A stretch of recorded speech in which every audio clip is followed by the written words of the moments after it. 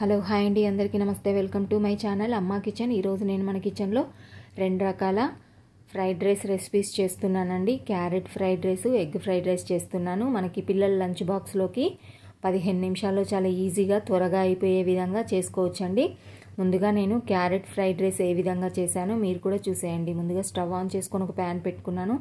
ఇందులో 2 table spoons oil వేసుకున్నాను. ఆయిల్ని హీట్ చేసుకోవాలి.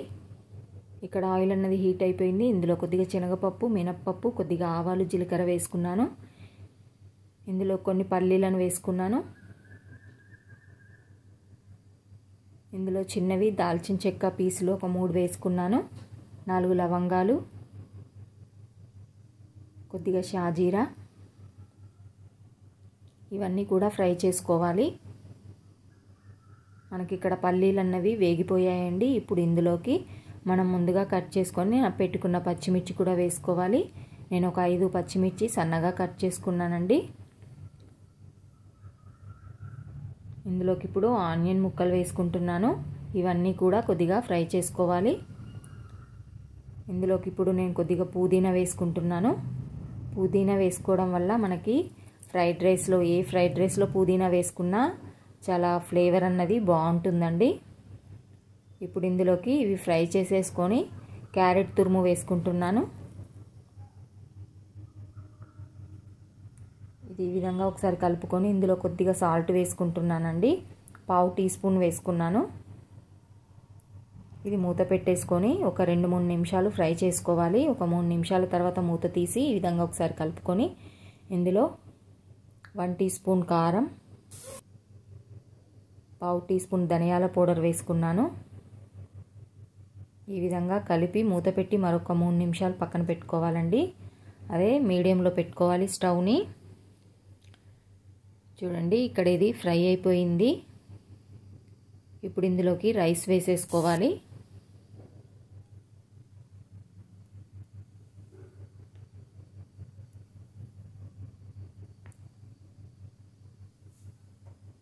రైస్ వేసేసుకొని ఈ విధంగా మొత్తం కూడా కలుపుకోవాలండి.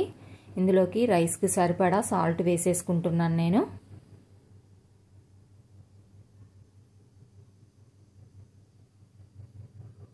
క్యారెట్ తినని పిల్లలకి ఈ విధంగా క్యారెట్తో ఫ్రైడ్ రైస్ చేసి పెడితే టేస్ట్ బాగుంటుంది కాబట్టి వాళ్ళు కూడా తినేస్తారు. ఈ విధంగా కలుపుకోవాలండి. ఇందులోకి సన్నగా తరిగిన కొత్తిమీర వేసుకున్నాను.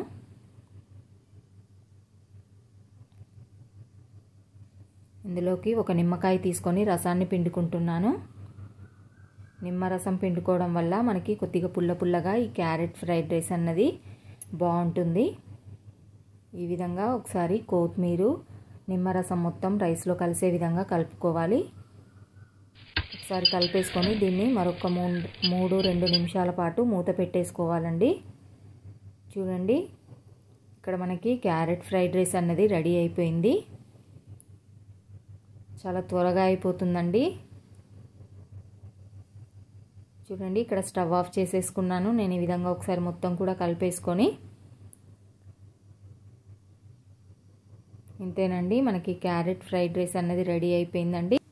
ఇప్పుడు ఎగ్ ఫ్రైడ్ రైస్ చేసుకుందామండి. ఈ ఎగ్ ఫ్రైడ్ రైస్ని నేను ఏ విధంగా చేశానో మీరు కూడా చూసేయండి. ముందుగా దీనికోసం స్టవ్ ఆన్ చేసుకొని ఒక కడాయి పెట్టుకున్నాను. ఇందులోకి 2 టీ స్పూన్ల వరకు ఆయిల్ వేసుకున్నాను. ఈ ఆయిల్ అన్నది హీట్ అవ్వాలండి. ఆయిల్ హీట్ అవ్వగానే ఇందులోకి నేను ఒక 4 ఎగ్స్ వేసుకుంటున్నాను. ఈ ఎగ్ ఫ్రైడ్ రైస్ని 2-3 విధాలుగా చేయొచ్చండి. ఈ విధంగా 4 ఎగ్స్ వేసుకొని ఈ విధంగా ఇది మొత్తం కూడా మనం ఎగ్ ఫ్రై చేసుకుంటాం కదా, ఎగ్ పొరటులా చేసేసుకోవాలి. ఈ విధంగా కలుపుకుంటూ మొత్తం కూడా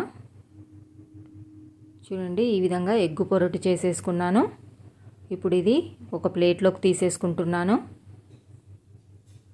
ఇదే కడాయిలోకి 2 టేబుల్ స్పూన్స్ ఆయిల్ వేసుకున్నాను.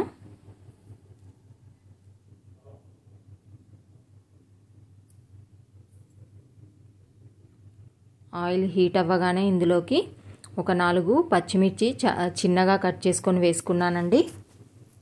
ఇవి కొంచెం వేగగానే ఇందులోకి ఒక ఆనియన్ కట్ చేసుకొని ముక్కలు వేసుకున్నాను.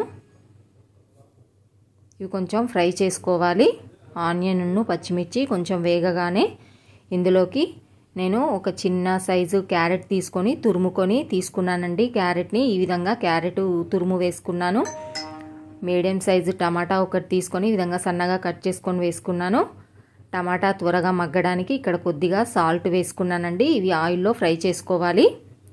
మనం క్యారెట్ని తురుముకోకుండా కూడా పీసులుగా కూడా కట్ చేసుకొని వేసుకోవచ్చు. ఇదంతా కూడా ఈ విధంగా ఆయిల్లో ఫ్రై చేసుకోవాలి. మనకి ఇక్కడ టమాటా క్యారెట్ అన్నది మగ్గిపోయిందండి ఆయిల్లో. ఇప్పుడు ఇందులోకి 1 టీ స్పూన్ కారం వేసుకున్నాను. కొద్దిగా అల్లం వెల్లుల్లి పేస్ట్ వేసుకున్నాను. అల్లం వెల్లుల్లి వాసన పోయేంత వరకు మనం ఫ్రై చేసుకోవాలి.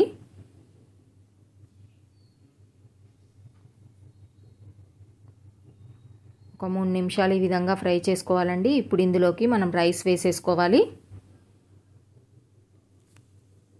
మనం అన్నం మిగిలిపోయిన చద్దన్నం ఉన్నా కూడా కూరగాయలు ఏమీ లేనప్పుడు కూడా ఈ విధంగా 10 నిమిషాల్లో చేసేసుకోవచ్చండి. రైస్ వేసుకొని ఈ విధంగా ఒకసారి కలిపేసుకోవాలి.